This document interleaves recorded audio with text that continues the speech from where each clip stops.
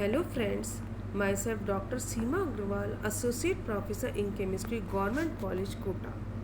Once again, I welcome to all of you in my next lecture of chromatography.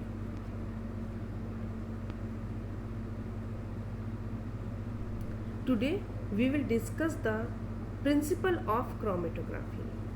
ठीक है students, last term पे मैंने आपको chromatography का जनरल इंट्रोडक्शन और इसकी टेक्निक जो है वो बताई थी।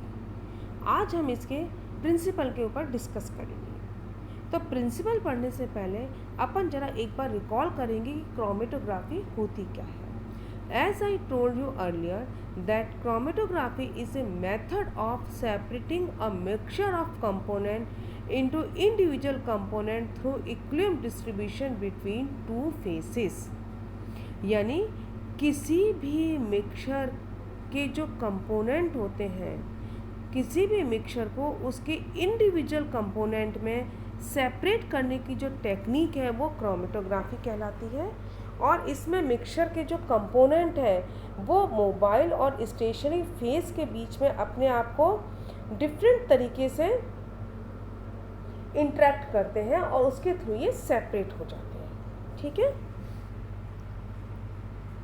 तो जिस तरीके से ये मिक्सचर मोबाइल कंपोनेंट मिक्सचर के जो कंपोनेंट होते हैं वो मोबाइल और स्टेशनरी फेज को जो इंटरेक्ट करते हैं उसके अकॉर्डिंग क्रोमेटोग्राफी के 5 प्रिंसिपल हो सकते हैं। ठीक है, 5 तरीके से हम ये कह सकते हैं, 5 सिद्धांतों के पे आधारित है हमारा किसी भी कंपोनेंट का जो मिक्सचर होता है वो सेपरेट इन 5 में से किसी भी तरीके से हो सकता है। उसमें सबसे पहले हमारा एडजॉर्प्शन क्रोमेटोग्राफी।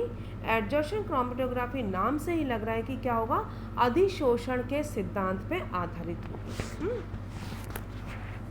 तो this type of chromatography is based on the principle of adsorption, अधिशोषण के सिद्धांत पे आधारित होती है।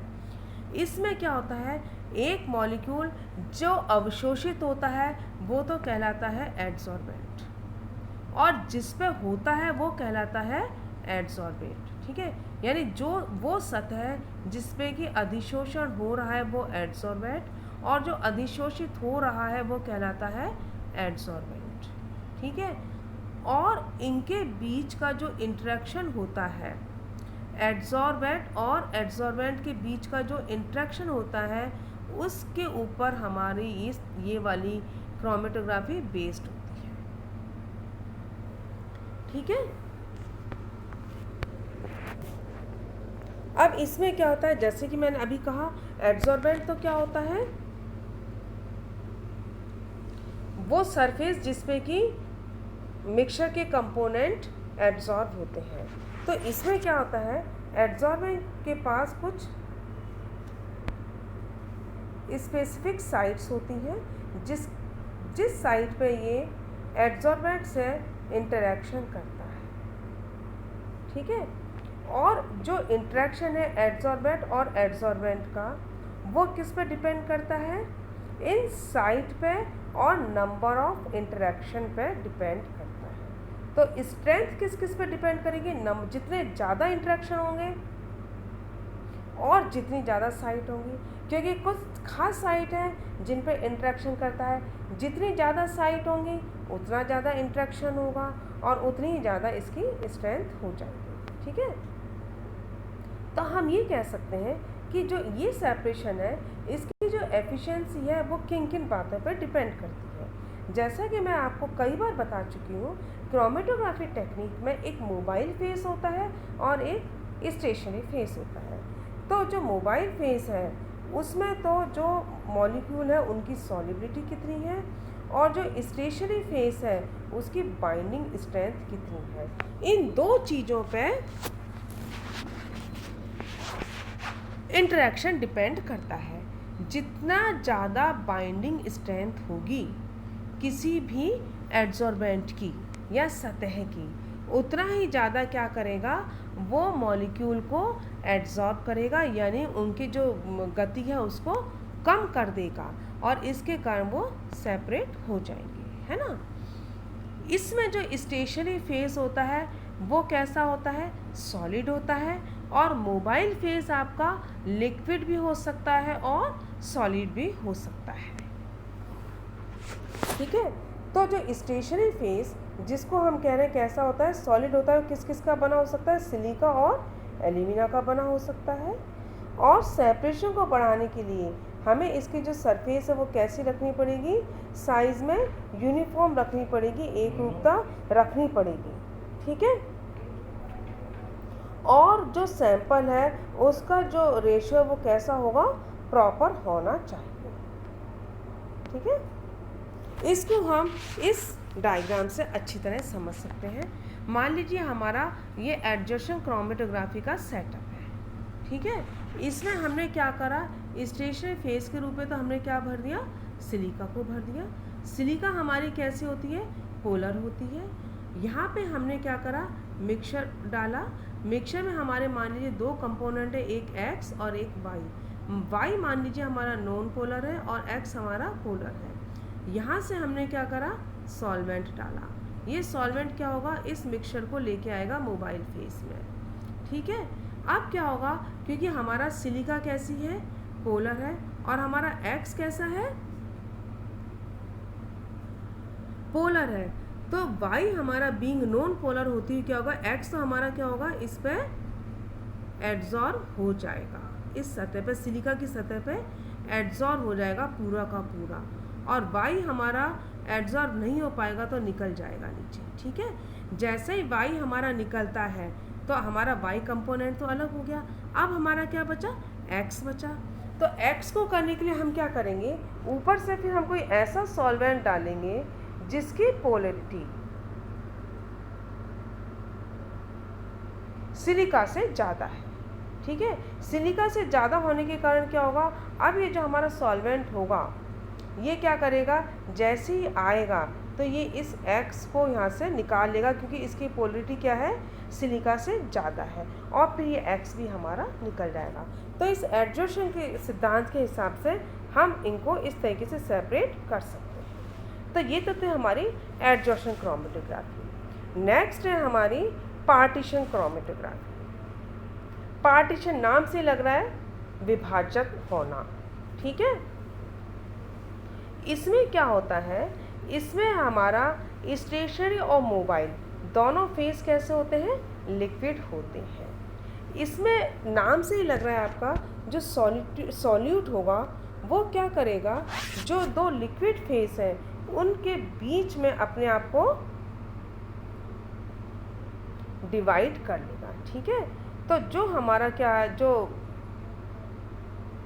सॉल्यूट है वो क्या करेगा कि दो लिक्विड जो फेस है इनके बीच में अपने आप को डिवाइड कर लेगा, पार्टीशन कर लेगा, है ना।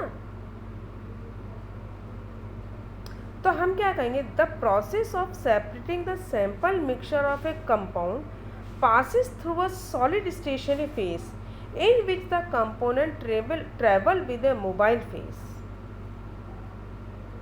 and separate the component according to the affinity toward the stationary phase।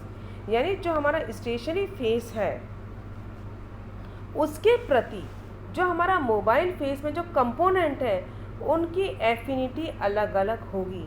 जिसकी एफिनिटी ज़्यादा है वो तो क्या होगा, स्टेशनरी फेस में रुक जाएगा, उसकी गति कम हो जाएगी, और जिसकी एफिनिटी कम है वो पहले निकल जाएगा।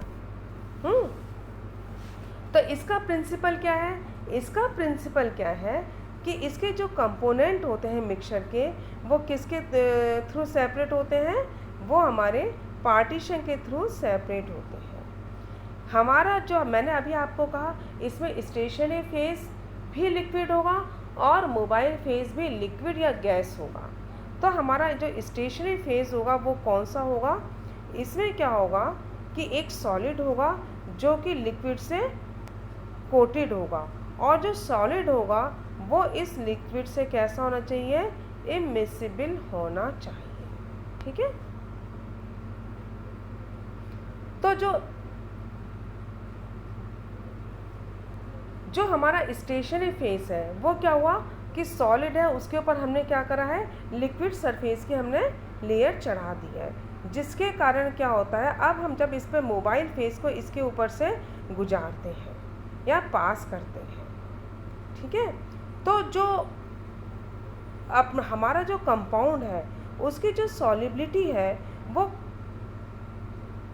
जो हमारा स्टेशनरी फेस है जो कि कोटेड लिक्विड है उसकी वो अलग अलग होती है।